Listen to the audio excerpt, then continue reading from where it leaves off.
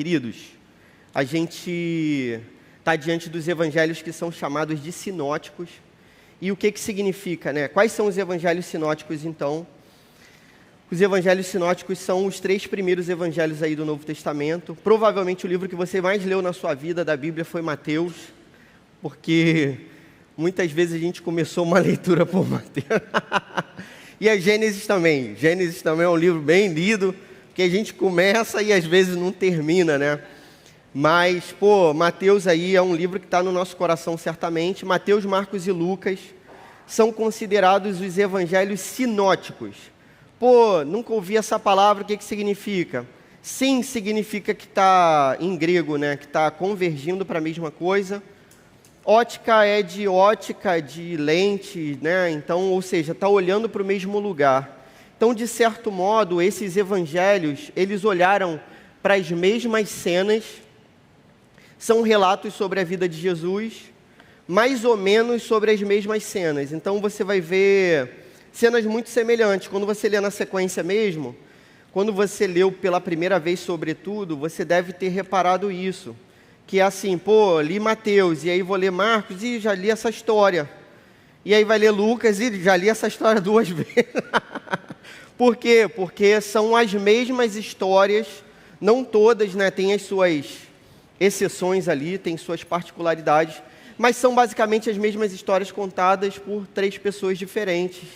E para a gente isso é ótimo. Poxa, Deus poderia ter dado para a gente um evangelho só, não é isso? Tem um livro aí falando sobre Jesus somente, mas não, Deus deu 4 evangelhos para a gente. 3 são muito semelhantes, a gente vai ver esses 3 primeiros na sequência. Então, quando você ouvir falar de sinótico na sua vida, você já sabe, Mateus, Marcos e Lucas são evangelhos que olham para as mesmas cenas basicamente. A gente vai ver as semelhanças e as diferenças. Então, é isso. Fiz propaganda aí dos óculos e eu preciso de voluntários agora. Preciso de voluntários. Então, Marcelo é um voluntário. Geralmente, a minha irmã aqui, voluntária, se eu calar, tá ótimo, já tem 4. Então, se são voluntários, vocês têm que levantar. Que ali tá tipo assim, né, mão levantada, mas eu não estou dizendo que é. Se eu calar, fica aí. Marcelão, vem aqui, as meninas aqui também, por favor, podem vir, irmãs, por favor. Voluntário tem que participar, não é isso? Tem que... Vocês não esperavam subir aqui, né? Já.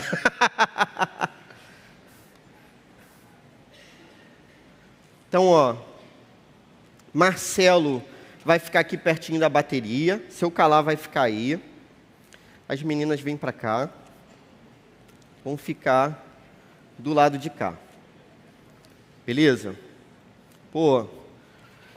Já começou emocionante o negócio, não já? Vocês não sabem o que eu vou fazer, né? Então, perigo. Agora vocês estão arrependidas, pensando assim, gente, para que eu levantei a mão? Por que esse cara está me chamando? Vamos lá, vamos começar. Calma aí. O que eu vou fazer? Eu vou fazer uma cena, não é isso? É cena curta, e aí vocês vão ficar ligados na cena, tudo bem? E aí, ao final da cena, vocês vão descrever para mim o que aconteceu nessa cena. Tá tranquilo? Tudo certo? Beleza, calma aí. Vão olhando aí, hein?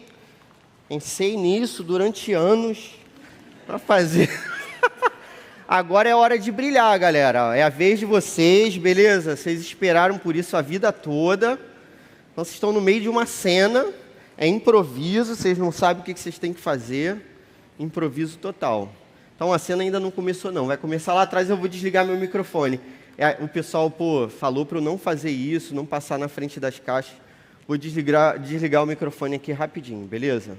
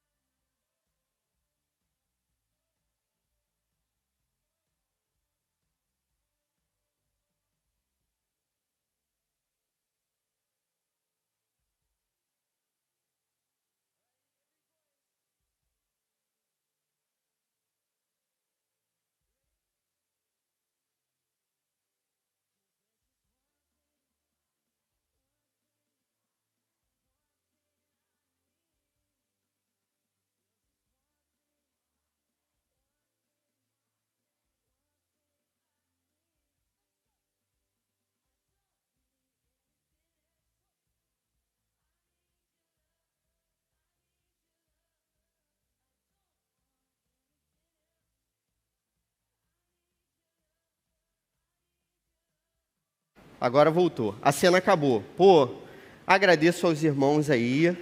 Palmas aí para os irmãos. Pô, não sai daqui não. Ninguém solta a mão de ninguém, beleza? A gente vai ficar aqui até o final. Preciso de um microfone aí para os irmãos, por favor. Agora eles vão descrever. Perceba, ó, é a mesma cena, todo mundo viu a mesma coisa. Cada um vai descrever a seu modo aí o que aconteceu. Tudo bem? Mas tem que ser breve, hein, pessoal? Senão o pessoal aí do... Seu Calá primeiro, por favor. Pô, valeu demais, Samuel. Seu Calá, o que aconteceu nessa cena aí? Essa cena mostrou...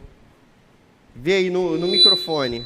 Mostrou que os 4 primeiros versículos, capítulos, né?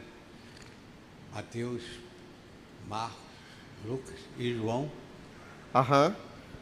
que vem nos ensinar a mostrar o poder da palavra. Você, como você falou, repetido, não, mas isso é justamente para que eu possa gravar e saber a verdade da palavra do Senhor. Ô, seu Calá, você já contou o final da história. Foi isso mesmo. Mas não era para você ter interpretado isso tudo, seu Calá. Era...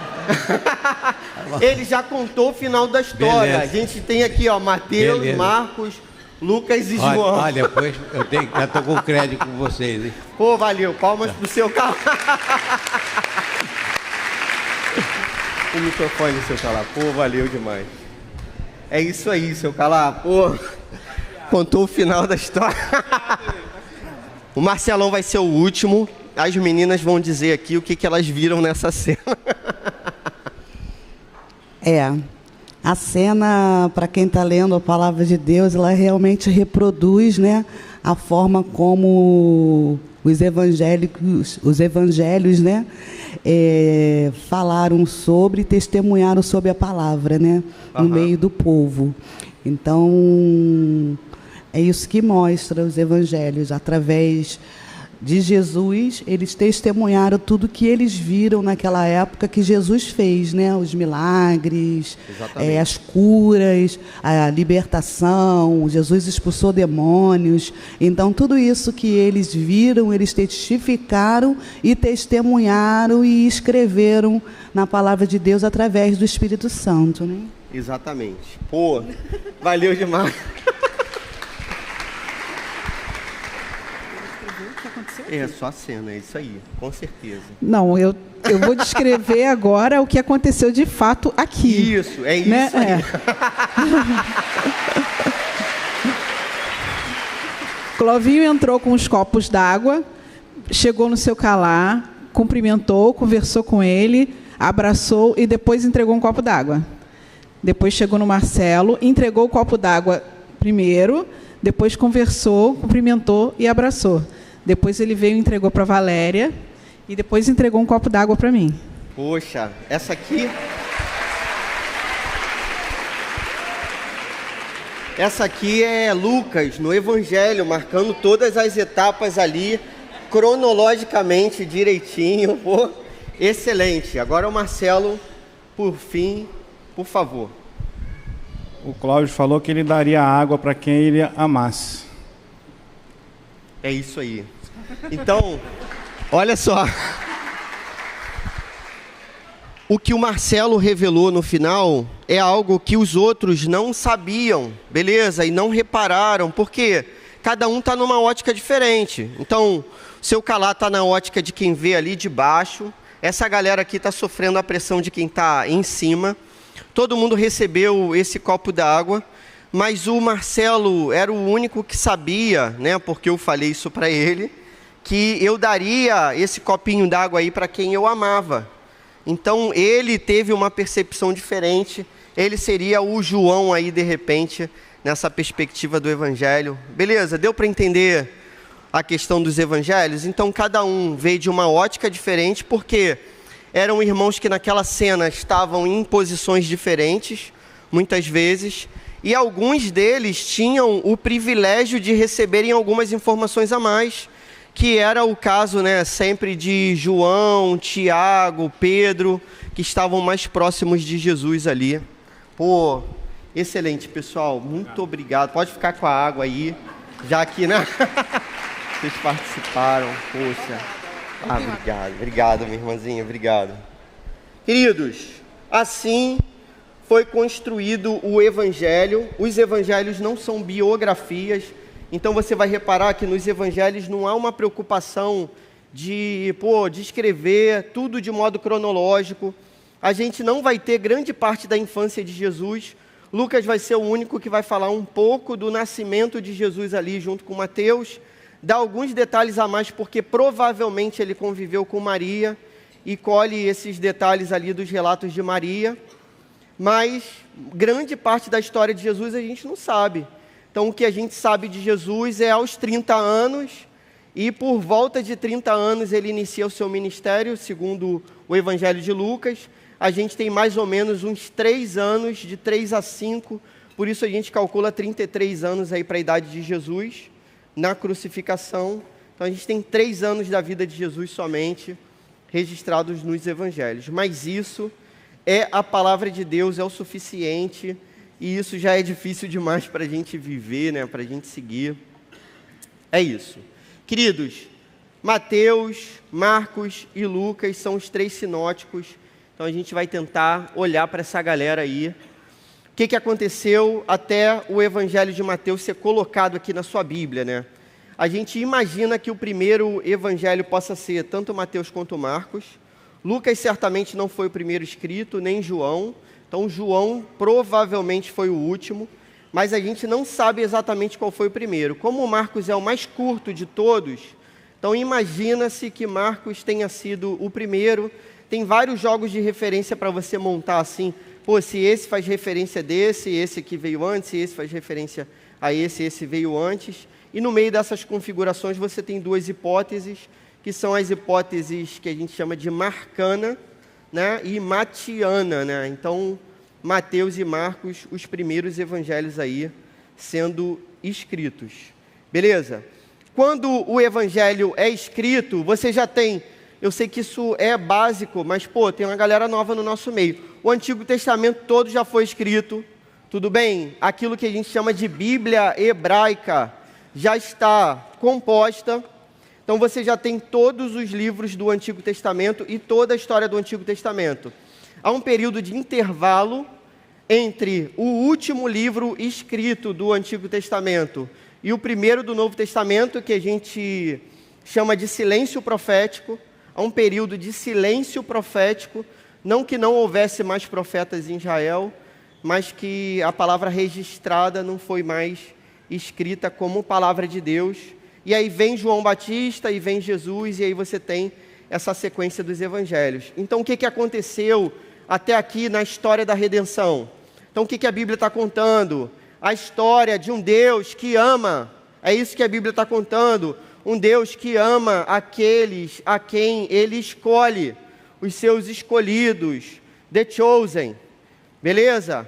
Essa história aqui, tá uma polêmica aí, the chosen, eu nunca assisti, então não tem polêmica nenhuma para mim. Beleza, eu assisti 3 episódios no máximo, mas aí eu não tive tempo de continuar, não que eu não goste, mas, bom, não importa. História da salvação, Deus Todo-Poderoso, um Deus pessoal, um Deus bom, cria todas as coisas de modo pessoal e bom. Esse Deus infinito, pessoal, esse Deus que fala, se relaciona, Ele cria todas as coisas, cria o universo e cria você. É assim que você tem que acreditar. Deus, o Deus bom, criou você. Beleza? Você não é meramente uma sequência aleatória de combinações de DNA, você não é fruto do acaso, você é criação de um Deus amoroso, que te cria com o propósito de se relacionar com Ele. Ao passo que Deus criou os seres humanos e criou tudo bom, e Deus manifesta essas palavras no livro de Gênesis, tudo é bom. Os seres humanos se afastam de Deus, os seres humanos quebram o acordo que tinham feito com esse Deus, a aliança que tinham feito com esse Deus. os seres humanos desobedecem e por isso o pecado entra no mundo. A gente tem um relato de Gênesis 3, que é o relato da queda. Todos somos pecadores, o apóstolo Paulo vai revelar isso para a gente lá em Romanos 3. Então, não só Adão e Eva pecaram, eu e você pecamos, nós somos pecadores, essa é a nossa natureza. Se todos pecaram, todos precisam de arrependimento. Existia, desde antes da fundação do mundo, um plano de salvação.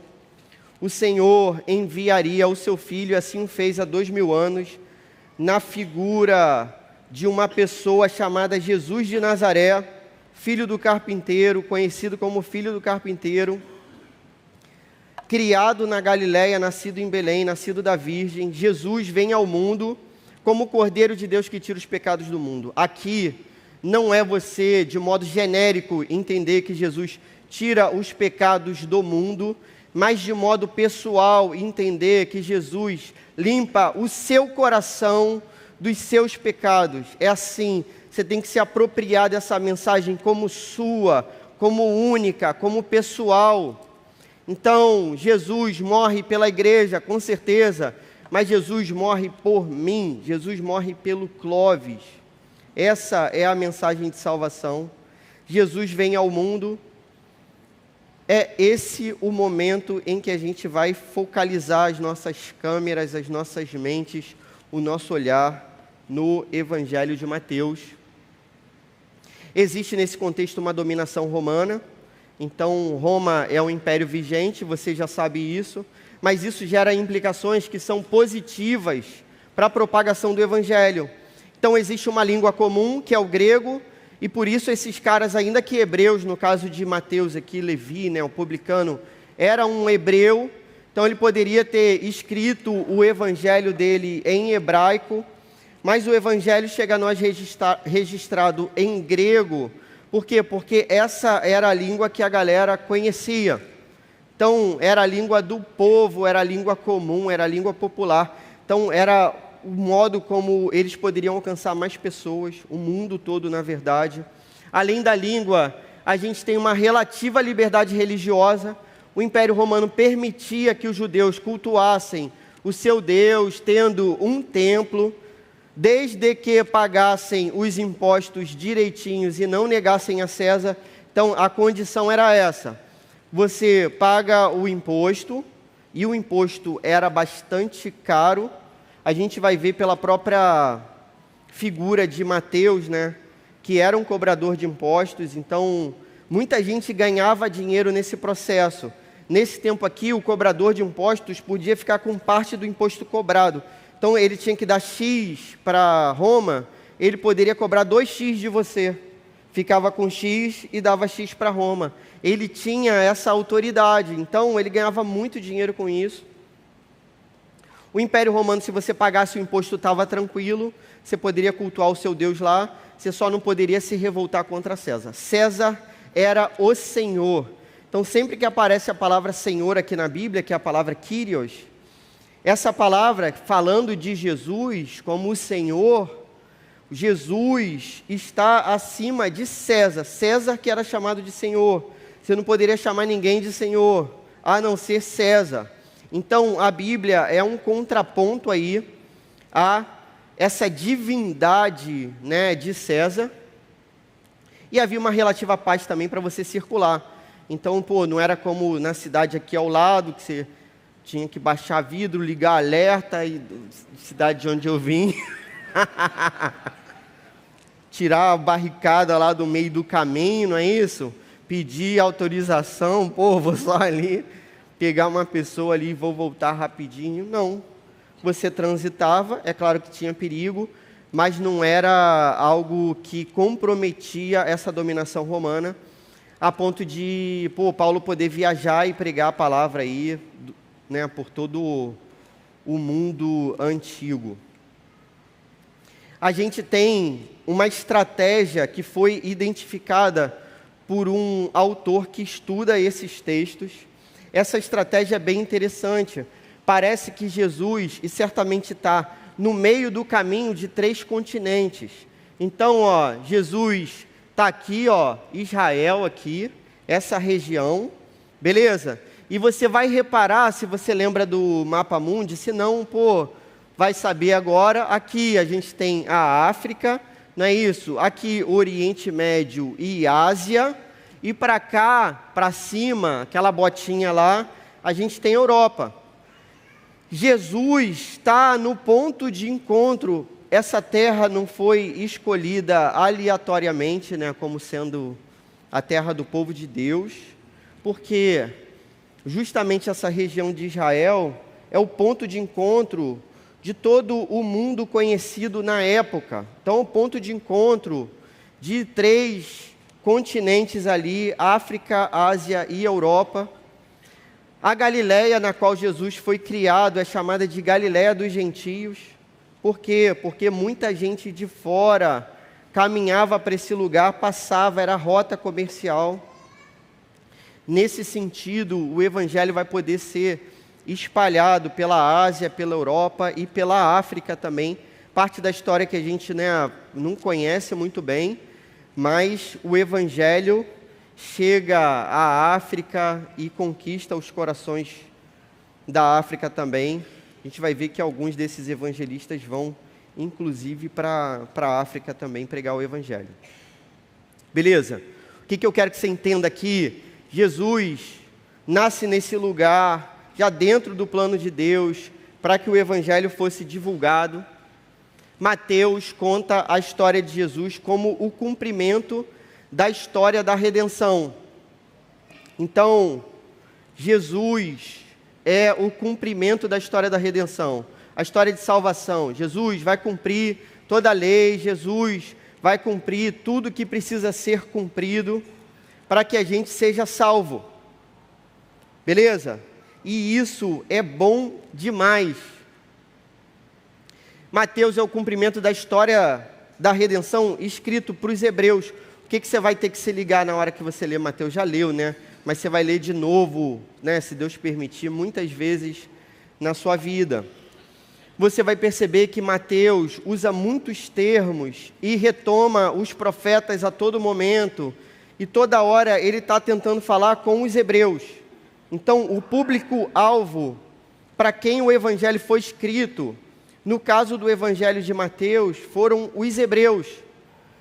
Ele usa termos que ele não precisa traduzir, porque a galera conhece. Ele consegue apontar para estruturas que remetem ao Messias, que esse povo tinha guardada no coração.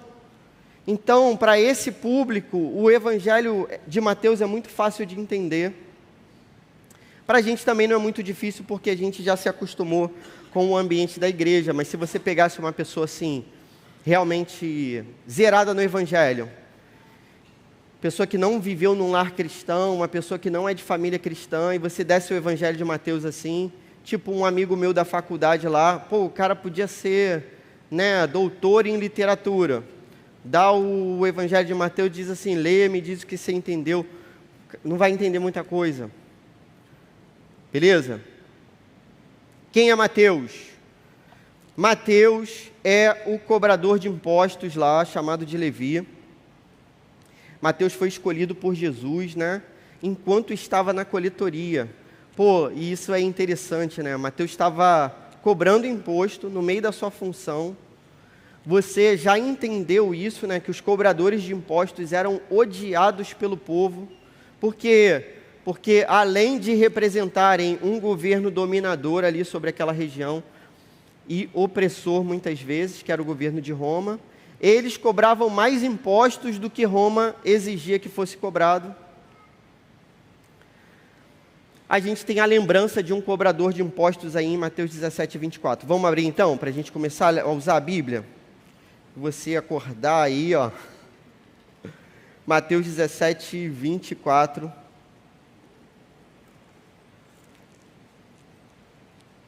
Esse episódio é interessante, por quê? Porque ele está registrado somente no Evangelho de Mateus.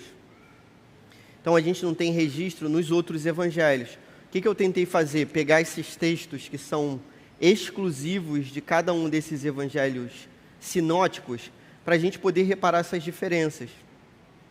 É maneiro que aqui Mateus vai se lembrar de um episódio que envolve a cobrança de impostos. E os outros não se lembram. Por quê? Porque os outros não eram cobradores de impostos, como ele. Isso ficou marcado para ele, né? Algo importante. Olha só o que o texto diz, Mateus 17, 24. Quando Jesus e seus discípulos chegaram a Cafarnaum, os coletores do imposto de 2 dracmas vieram a Pedro e perguntaram, percebe? Ele diz 2 dracmas. Você sabe o que é isso? Não. Até sabe agora, mas tem que ter nota de rodapé para você, sei lá o quê. O público de Mateus sabe o que é isso. Tranquilo? Entende perfeitamente, mas a gente precisa de tradução.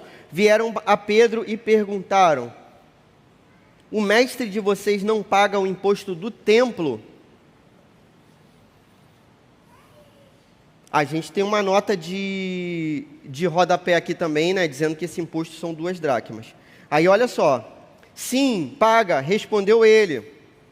Quando Pedro entrou na casa, Jesus foi o primeiro a falar perguntando-lhe, o que você acha, Simão? De quem os reis da terra cobram tributos e impostos? De seus filhos ou dos outros? Dos outros, respondeu Pedro. Disse-lhe Jesus, então os filhos estão isentos.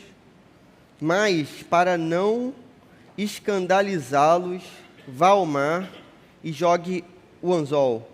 Tire o primeiro peixe que você pegar, abra-lhe a boca e você encontrará uma moeda de 4 dracmas. Porque o imposto eram 2 dracmas então, né? Então pagaria dele e de Pedro, né? Pague-a e entregue-a a eles para pagar o meu imposto e o seu. O que é interessante nesse relato? Primeiro, Mateus fala para um público que entende completamente esse contexto. É normal você ir ao templo em algum momento da sua história, é normal você ir e pagar o imposto, todo mundo sabe que o imposto é isso daqui, beleza? Por outro lado, Mateus se recorda de algo que envolve a cobrança de impostos. E por fim, cara, Mateus esclarece muita coisa para a gente maneira aqui, né? Esse relato não é só por isso, né? Primeiro, Jesus é o Deus Todo-Poderoso que sabe que no meio do mar existe um peixinho engasgado com uma moeda.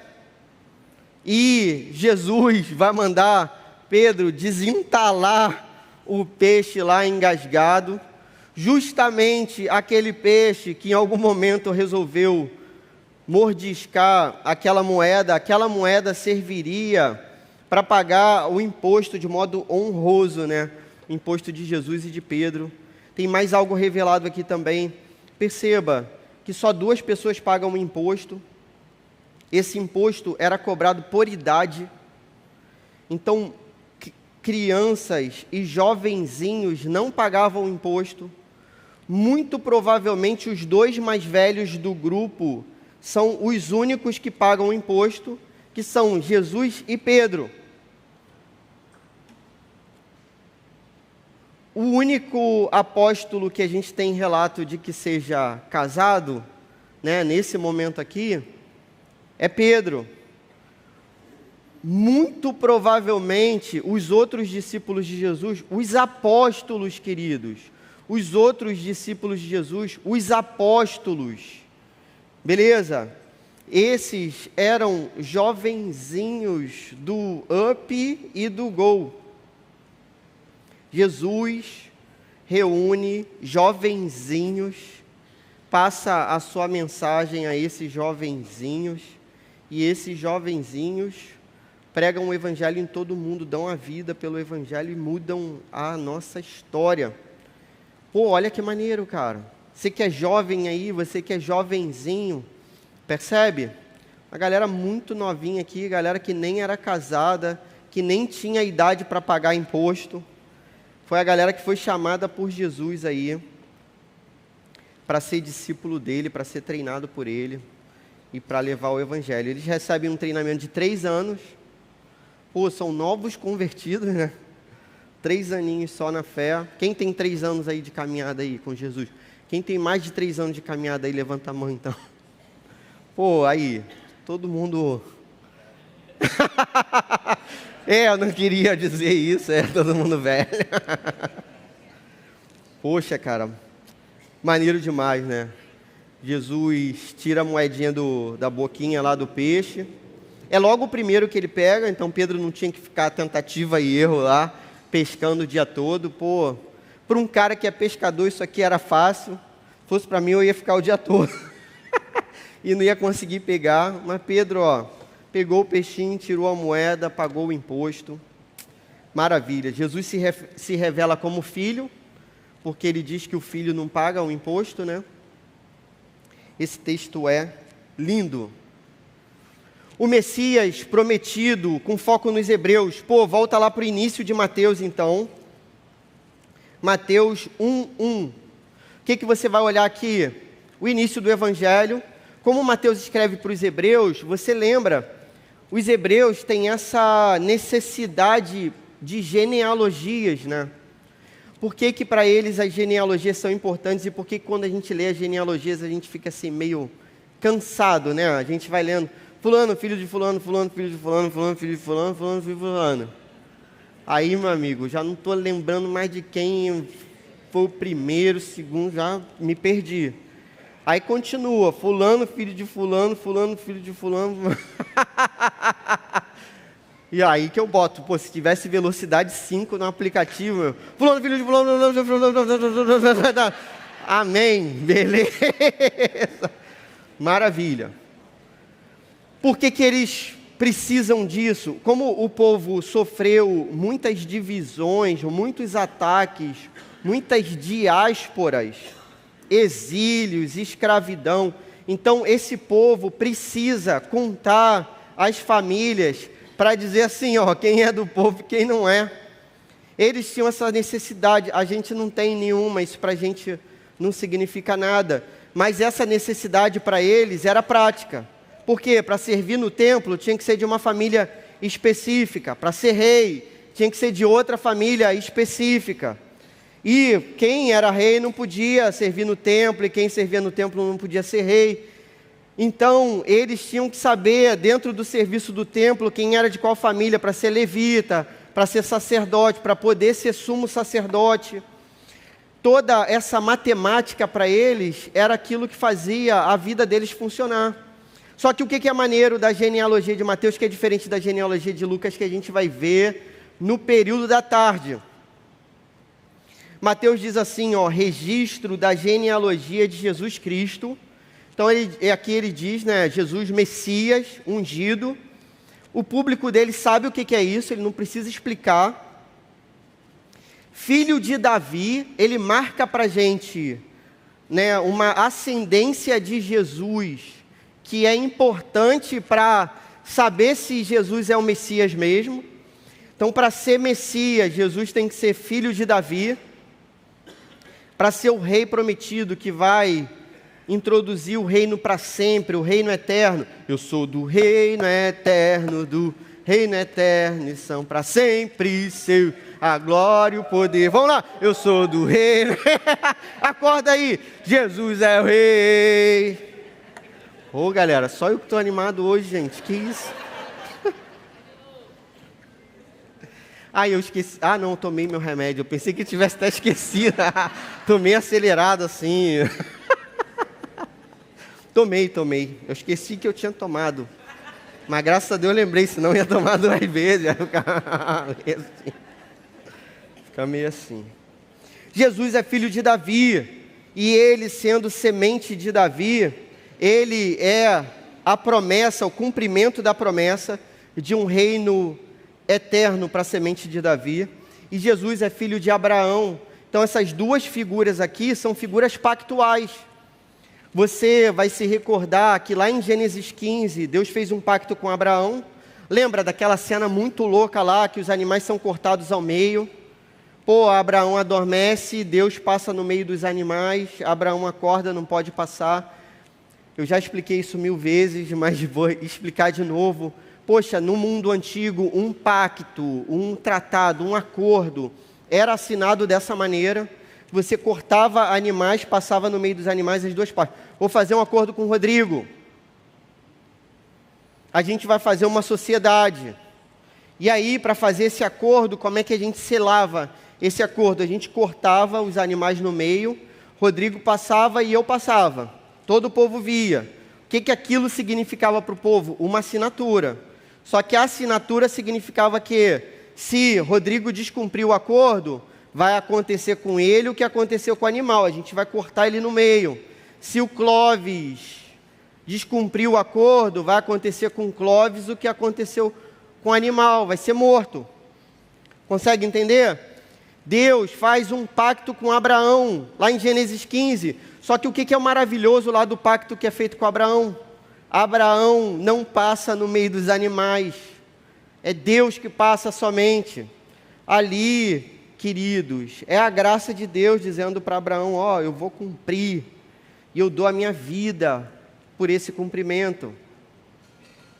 Aquilo que eu estou prometendo a você vai acontecer. Um povo vai ser abençoado através de você. E todas as famílias da terra serão abençoadas através de você. E se eu não cumprir, né, eu seria morto por isso, mas é o Deus eterno que não pode morrer. Abraão não tem parte nenhuma ali, a não ser acreditar, né? Isso foi lhe creditado como justiça, né? Abraão creu e isso lhe foi creditado como justiça. Amém? Olha só, Mateus 1:1 vai marcar a genealogia de Jesus por esses dois personagens aqui que são muito importantes para essa história dos hebreus, que é Davi e Abraão. Deus faz um pacto com Davi depois. O pacto seria qual? O Senhor diz para Davi que da sua descendência viria esse reino eterno. Essa promessa está sendo cumprida nesse momento com o nascimento de Jesus. É esse o recado que Mateus está querendo dar para essa galera aqui. Consegue entender? Ó, eu estou cumprindo a minha palavra, o Deus que cumpriu a palavra dele é esse aqui, e o cumprimento da palavra de Deus é o nascimento de Jesus. É o cumprimento daquilo que Deus disse lá para Abraão lá atrás. É o que acontece agora. Amém? Jesus, no texto de Mateus, é o Moisés perfeito. Abre comigo aí, ó. Mateus 5, 6 e 7. O que a gente tem aqui? Como Mateus está falando para os hebreus conhecem esses personagens. Mateus está querendo dizer para esses hebreus aqui que Jesus agora, ele está acima de Moisés. Então, assim como Moisés subiu ao monte lá, Monte Sinai, e recebeu as tábuas da lei de Deus, aquilo que era o coração de Deus, agora Jesus sobe ao monte como Moisés, mas Jesus é o Moisés perfeito, o Moisés que não falha. Jesus é o único mediador entre Deus e os homens. 1 Timóteo 2,5. Jesus sobe agora na autoridade acima de Moisés, pega a lei de Moisés e diz: vocês ouviram o que foi dito? Eu, porém, vos digo. Vocês ouviram o que foi dito? Eu, porém, vos digo. Vocês ouviram o que foi dito? E você vai ver essa repetição durante todo o Sermão da Montanha. Pô, eu costumo dizer que eu encontrei em todas as crises pelas quais eu passei respostas no Sermão da Montanha. Cara, está vivendo alguma crise? Abre o Sermão da Montanha e lê aí 3 capítulos e você vai encontrar a resposta certamente para todas as crises pelas quais você passar. Poxa, esse sermão está marcado nos nossos corações, né? Esse sermão é importante. É importante que você medite nesse sermão durante toda a sua história, durante toda a sua vida. Todas as respostas estão no Sermão da Montanha. A gente vai tentar abrir agora Mateus 5, né, que você já está aberto aí. 11 e 12. A gente vai ler o trechinho final das bem-aventuranças, para a gente poder ir mergulhando no texto.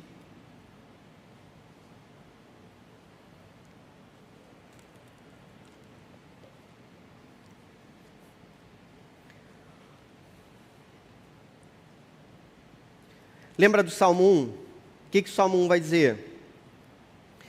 Bem-aventurados, felizes. É essa estrutura aqui, beleza? De felicidade plena. Então, feliz é aquele que não faz, no Salmo 1, né? Não se assenta na roda dos escarnecedores, beleza? E aquele que faz, medita na lei do Senhor dia e noite.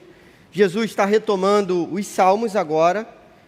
Para os hebreus aqui, isso é totalmente fácil de ser identificado. Jesus está falando de uma vida plena, uma vida guiada pela vontade de Deus, pela lei do Senhor. E aí ele vai dizer no verso 11 assim, ó, bem-aventurados, felizes. Ele já vinha, né, desde o verso 2. No verso 1, vou ler o verso 1 então, ó, vendo as multidões, Jesus subiu ao monte e se assentou. Jesus sobe ao monte, né, como Moisés, seus discípulos aproximando-se dele, ele começou a ensiná-los dizendo, então, Jesus traz a lei para o seu povo. Verso 11, bem-aventurados serão vocês quando, por minha causa, os insultarem, os perseguirem e levantarem todo tipo de calúnia contra vocês. Alegrem-se e regozijem-se, porque grande é a sua recompensa nos céus, pois da mesma forma perseguiram os profetas que vieram antes de vocês. Então, um trechinho do Sermão da Montanha aí pra gente. Jesus diz que é felicidade a gente ser insultado, caluniado, perseguido por causa dele, beleza? Por causa do nome dele, por causa do evangelho dele. Isso é extremamente difícil da gente compreender. Com o nosso senso de justiça, né, quando a gente é perseguido, a gente fica logo, irado, e alguém levanta, né, uma calúnia contra a gente, né, um testemunho falso contra a nossa vida, a gente fica chateado. Se alguém mentir, a gente fica revoltado, não é isso? Só que Jesus diz assim, ó, para a gente se alegrar, verso 12, alegrem-se e regozijem-se. Então, pula de alegria, festeja. Imagine se eu dissesse para você, eu sei que a gente não joga na loteria, né? Eu acho. Tô brincando, não vou fazer, né, regra disso não. Imagine que eu dissesse para você, você ganhou nessa mega sena aí e tal, e te desse o bilhete premiado, ou sei lá, te desse a notícia. Você ia pular de alegria, não ia não? Você não ia ficar feliz, não? Quando você descobre, né, algo muito bom assim, que você estava esperando por muito tempo, você pula de alegria certamente. É isso, então, alegrem-se, regozijem-se, porque grande é a sua recompensa. Perceba, Jesus diz, grande é. Jesus não diz, grande será. O certo seria, né, eu que sou estudante da gramática, como Jesus está falando de uma recompensa futura, o certo seria ele dizer assim, alegrem-se e regozijem-se, porque grande será a sua recompensa nos céus. Eu não cheguei no céu. Por que ele está dizendo para eu me alegrar? Porque grande é. Porque, queridos, a recompensa já está lá guardada. Olha que coisa maravilhosa. E aí eu poderia perguntar, beleza, Jesus, qual é a prova que eu tenho disso? E ele vai me dizer a prova, pois da mesma forma perseguiram os profetas que vieram antes de vocês. Então o que ele está dizendo? Assim como os profetas já receberam o prêmio deles, já morreram, já passaram, já receberam no céu o prêmio deles, o prêmio de você está lá também, guardado. Pode se alegrar, pode comemorar. Aí, agora sim. Assim como eles receberam, vocês vão receber. Se você ganhasse na loteria, quem garante que você vai receber o prêmio? O fato de que, todo mundo, entre aspas, que ganhou, recebeu, né? Teve gente que perdeu o bilhete, sei lá, mas com bilhete recebe. Tem um bilhete, recebe. O bilhete está aí, só que o bilhete está tatuado no seu corpo, meu amigo, é o sangue de Cristo. E aí ninguém vai tirar isso, ninguém vai apagar. Alegrem-se, regozijem-se, porque grande é a recompensa de vocês nos céus. Cara, olha que beleza é o Sermão da Montanha. Todas as respostas no Sermão da Montanha, capítulo 6, abre aí. Vou começar a chamar gente aí para acordar, hein? Acorda, meu irmão. Está no meio da montanha lá, Jesus está no sermão. Você, cochilando. 6:25. Olha que texto lindo. Portanto, eu digo, não se preocupem com a sua própria vida, quanto ao que comer ou beber, nem com seu próprio corpo, quanto ao que vestir. Não há vida mais importante do que a comida e o corpo mais importante que a roupa. Observem as aves do céu, não semeiam, nem colhem, nem armazenam em celeiros, contudo, o Pai Celestial as alimenta. Não tem vocês muito mais valor do que elas? Quem de vocês, por mais que se preocupe, pode acrescentar 1 hora que seja à sua vida? Porque vocês se preocupam com roupas. Vejam como crescem os lírios do campo, eles não trabalham nem tecem, contudo, eu digo que nem Salomão, em todo o seu esplendor, vestiu-se como um deles. Se Deus veste assim a erva do campo, que hoje existe, e amanhã lançada no fogo, não vestirá muito mais a vocês, homens de pequena fé. Portanto, não se preocupem dizendo que vamos comer, que vamos beber, que vamos vestir, pois os pagãos é que pois o amanhã trará as suas próprias preocupações, basta a cada dia o seu próprio mal. Amém. Jesus diz que as preocupações, com coisas que são lícitas, que tomam o nosso coração, essas preocupações pertencem àqueles que não o conhecem, aos pagãos. Pô, nisso vale relembrar sempre o Sermão da Montanha para o nosso próprio coração. Jesus diz que a gente deve buscar em primeiro lugar o reino de Deus e sua justiça, e tudo vai ser acrescentado. Poxa, quantas vezes você já fez isso que Jesus falou? Perceba, o verbo que está no imperativo aqui, a ordem é: observem as aves do céu. Alguma vez você já observou as aves do céu? Sempre que você estiver preocupado, você tem que fazer isso que Jesus está falando. Olha para as aves do céu. Cara, Jesus está alimentando essas aves. Você não vale muito mais do que elas para Deus. O Senhor conhece todas as nossas preocupações. O Senhor conhece todas as nossas necessidades. O Senhor há de suprir todas as nossas necessidades. Mas a gente precisa buscar, então, em primeiro lugar, o reino de Deus e a justiça deles. Queridos, por exemplo, um exemplo aí para você entender. Quando um adolescente vem me dizer que, eu sei, cara, que isso fere muita gente, e paciência. Beleza, percebe que eu estou bem incomodado com isso.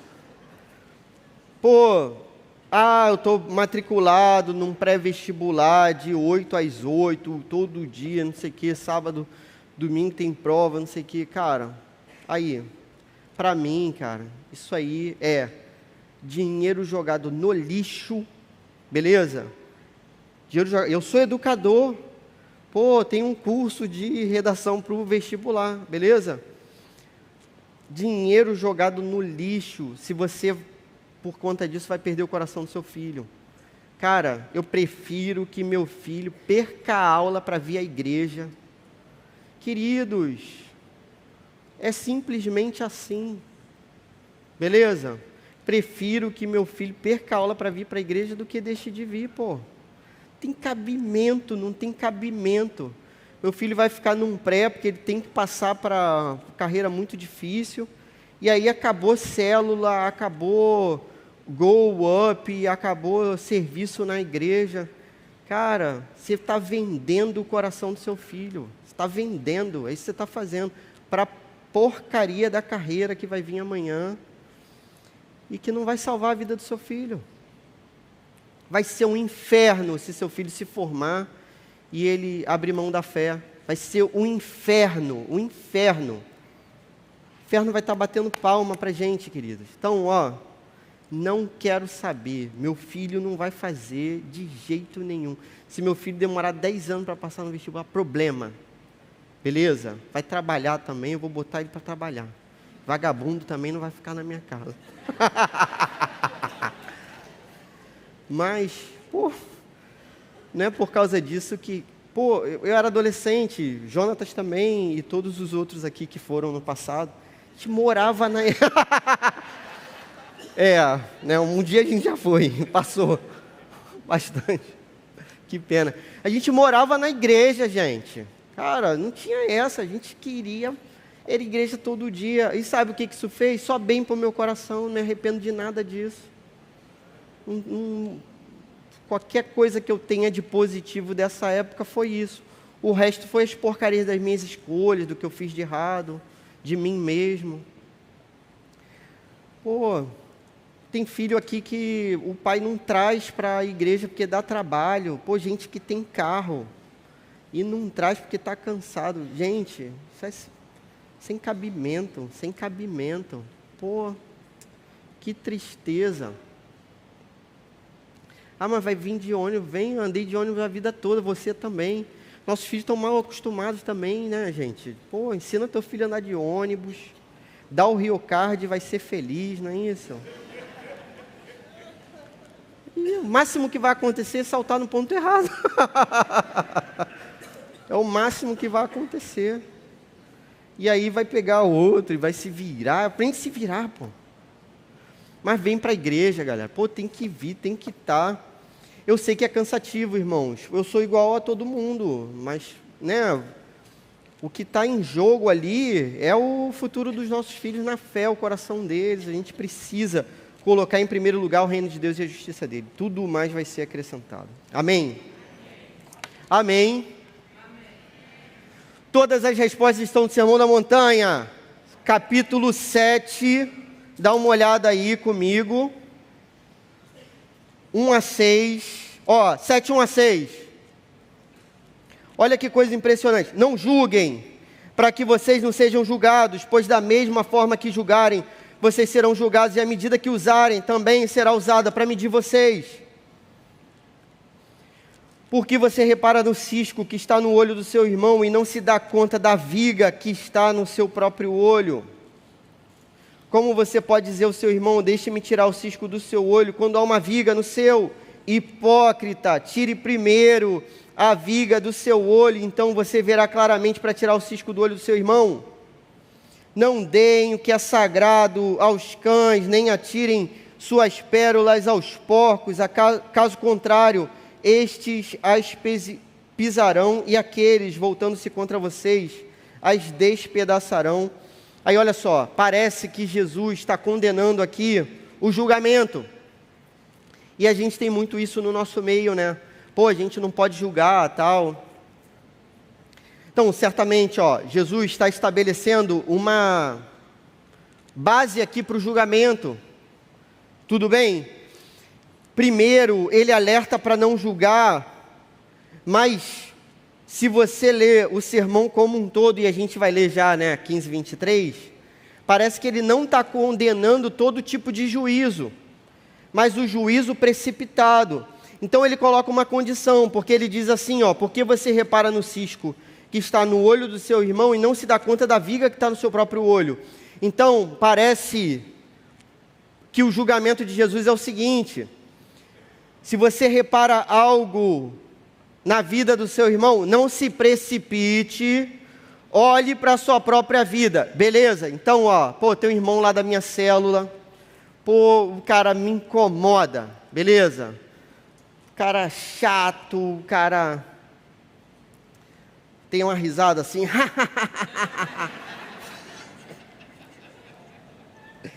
suportável. Beleza. O que Jesus fala? Ó, calma. Se acalma aí um pouquinho. Olha para a sua vida aí primeiro. Vem o que você é chato. Vem o que você é chato também. Pô, deve ter alguma coisa aí que você seja também chato.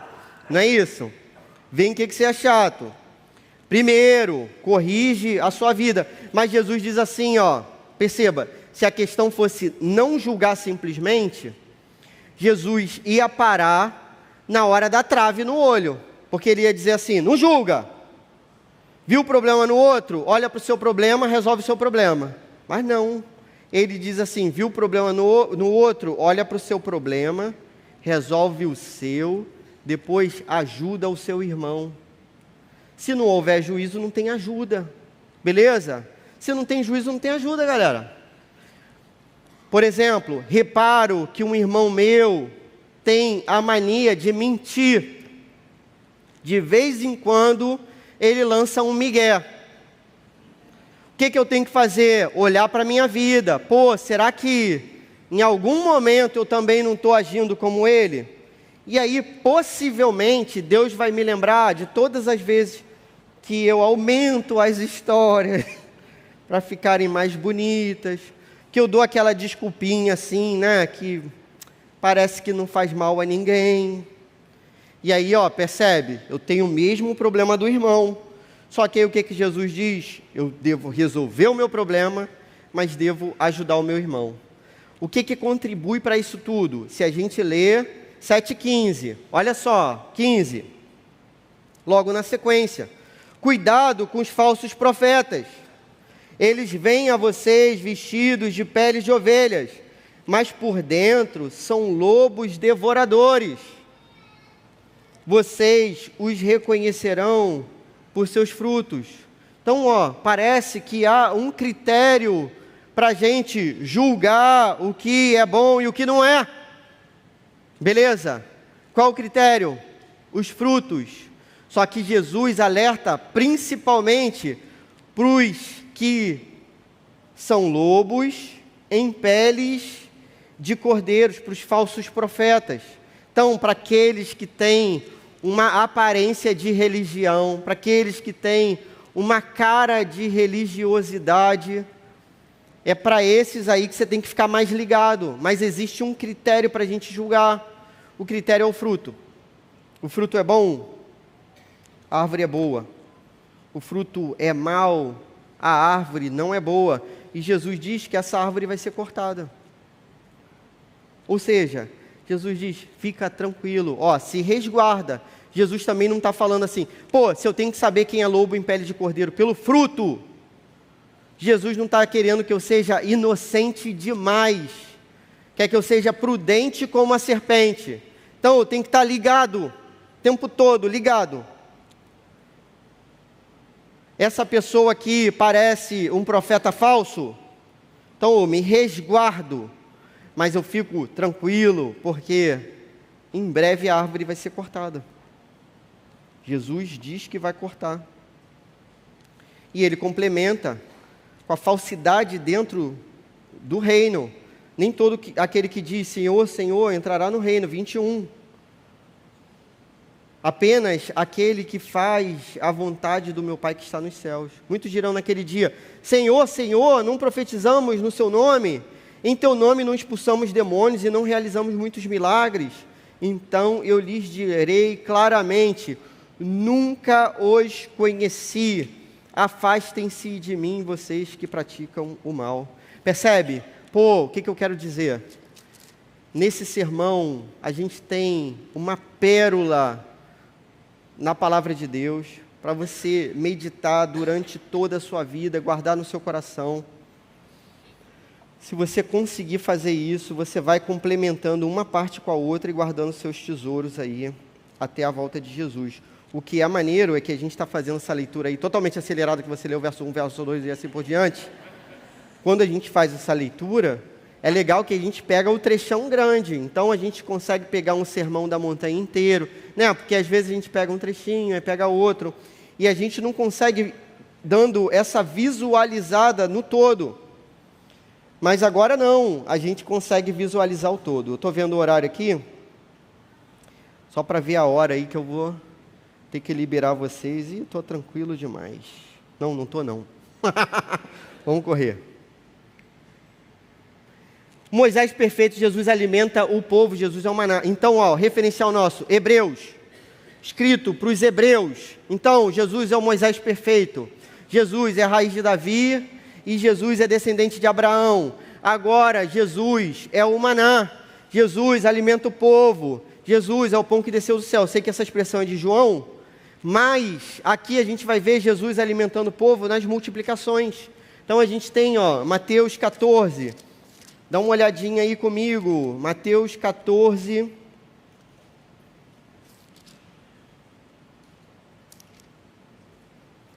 A primeira multiplicação, verso 13.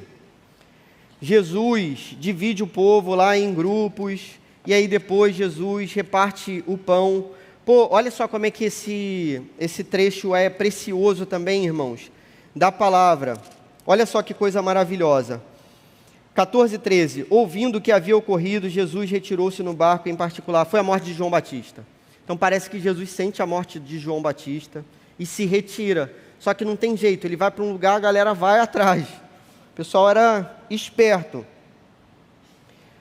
As multidões, ao ouvirem falar disso, saíram das cidades e seguiram a pé. Quando Jesus saiu do barco e viu tão grande multidão, teve compaixão deles e curou seus doentes. Ao cair da tarde, os discípulos aproximaram-se dele e disseram: este é um lugar deserto e já está ficando tarde.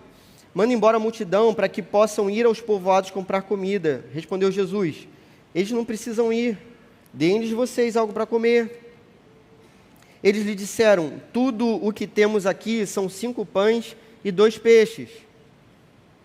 Tragam-nos aqui para mim, disse ele, e ordenou que a multidão se assentasse na grama. Tomando os 5 pães e os 2 peixes, olhando para o céu, deu graças, partiu os pães. Em seguida, deu-os a seus discípulos e estes à multidão. Todos comeram, ficaram satisfeitos. E os discípulos recolheram 12 cestos, cheios de pedaços que sobraram. Os que comeram foram cerca de 5.000 homens, sem contar mulheres e crianças. O que eu acho maravilhoso nesse texto, né? Primeiro, aqui está, para os hebreus isso é claro, é Jesus alimentando o povo como Deus alimentou o povo através do maná. Beleza? Por outro lado, o que é maneiro desse texto, que apesar do título aí do texto ser a multiplicação de pães, o texto não fala de multiplicação, não usa a palavra multiplicação. Eu lembro de uma representação antiga, né, que era assim, Jesus, levantava, porque deu graças, né, e tal, Jesus pegava lá o McFish lá, né, como diz o Marcão, voltou o McFish, hein, galera? Voltou, propaganda aí do McDonald's. Aí Jesus pegava lá os pães e os peixes, levantava assim, quando baixava já estava multiplicado. Tipo assim, que maravilha, né? Já está pronto. Mas não, o texto não fala hora nenhuma de multiplicação, fala de repartir. Repartir é dividir, meu amigo. Então, e isso que é milagroso, beleza? É muito mais fácil eu levantar e baixar e já está multiplicado do que, eu pegar e dividir o pouco. Isso é difícil. E Jesus divide o pouco. E a parada rende. Cara, quantas vezes você fez isso? Dividiu muito, é tranquilo. Quantas vezes você dividiu um pouco e você viu o quanto Deus multiplicou? Quantas e quantas vezes você viu isso na sua vida? Você reparou que o que tinha era muito pouco para dar, e mesmo assim você ofertou, e mesmo assim você dividiu, mesmo assim você compartilhou com seus irmãos, com a sua célula. E aí no final você vê o quanto que Deus fez, né? Eu já vi Deus multiplicar assim, mesmo o que eu tenho no meu coração, que Deus multiplicou comida algumas vezes, assim, já vi. Já vi Deus multiplicar recursos assim, algumas vezes. Deus faz isso, irmãos, né? O milagre aqui é o milagre de repartir, né? Então, é o milagre da divisão. Aqui não é o milagre da multiplicação, né? É o milagre da divisão. Se você agir assim, você vai ver o quanto que Deus vai fazer na sua vida também. Amém? Para a gente caminhar para o final, Jesus é a Páscoa verdadeira. Então, né, a gente veio com Moisés ali. primeiro a descendência ali que precisava, né, de Jesus, depois Jesus na lei, no monte, depois Jesus é o pão, né, ou multiplica o pão, e agora Jesus é a Páscoa verdadeira, né, a gente já está no finalzinho do Evangelho de Mateus, capítulo 27, que é a parte da crucificação, martírio de Jesus, e por fim, a gente vai ver o que a gente faz, né? Para a gente finalizar e dar esse intervalo. Olha só, Mateus 28, chamado de grande comissão, a gente vai ler os versos finais aí do Evangelho, verso 16. Os 11 discípulos foram para a Galiléia, para o monte que Jesus lhes indicara. A gente sabe que Jesus faz isso antes da traição, antes de Pedro negar, antes dos discípulos abandonarem Jesus. Ou seja, o perdão já estava garantido. Perdão estava garantido. Quando Jesus diz para Pedro assim: Pedro, você vai me negar. E Pedro diz: não, se for para ser preso ou morrer, eu vou ser preso ou vou ser morto. Jesus diz: não, Pedro, Satanás pediu para peneirar vocês, mas eu tenho orado ao Pai para conservar vocês. Olha, antes que o galo cante 3 vezes, você vai me negar. Mas eu vou encontrar vocês na Galiléia. Jesus garante que esses homens vão ser perdoados. Pô, isso é maravilhoso. Jesus cumpre a sua promessa. Verso 17, quando viram, adoraram, mas alguns duvidaram. Queridos, Jesus já morreu na cruz, já ressuscitou. Esses jovenzinhos já estão prontos para a batalha. Só que eles estão duvidando ainda. É o final do Evangelho. É o final do Evangelho. Então, Jesus aproximou-se deles e disse: foi-me dada toda a autoridade nos céus e na terra, portanto vão, façam discípulos de todas as nações, batizando-os em nome do Pai, do Filho e do Espírito Santo, ensinando-os a obedecer a tudo o que eu ordenei a vocês, e eu estarei sempre com vocês até o fim dos tempos. Ou seja, algum discípulo poderia dizer: Jesus, isso é impossível. Não, mas isso é possível na autoridade de Jesus. Toda a autoridade foi dada para Jesus. E agora a gente vai ensinar tudo, A gente vai ensinar a tudo. Por quê? Porque Jesus vai estar com a gente e eu estarei com vocês até o fim dos tempos. O que a gente entende desse Evangelho? Jesus é o Messias prometido, cumpriu toda a lei. Jesus cumpriu como o Cordeiro de Deus que tira os pecados do mundo. Jesus é aquele que deu a sua vida no nosso lugar. E agora a gente vive do ladinho dele para sempre, até a volta dele. Amém? Queridos, vou fazer uma oração e aí a gente vai tomar um cafezinho. Senhor, muito obrigado. Ajuda a gente a se recuperar nesse café, Senhor, e voltar para essa segunda etapa. Poxa, eu louvo o Teu nome por tudo, sobretudo pela Tua palavra. Em nome de Jesus, amém.